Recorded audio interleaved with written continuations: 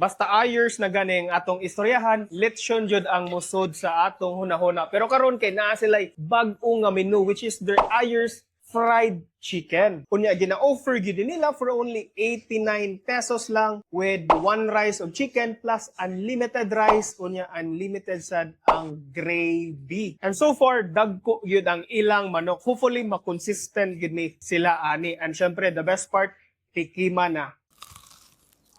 Nag-aso-aso. Lami ilang manok so far. It's tasty, savory siya. Ma-taste nimo ang butter and also the spices nga ilang gipamutang. And syempre, the best part gidani bitaw is the gravy. So, saksak sinagol ni mo na ilang sizes. Wala na i-vlogger for the customers na tanan. Kay moingon gid mo permi nga lahi ko no ba sa vlogger. So, that's for the customers.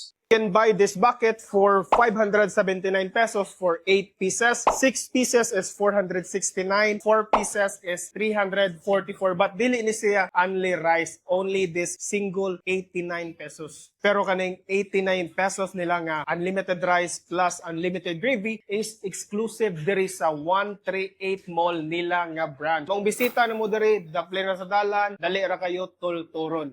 Mag-ayers na ta.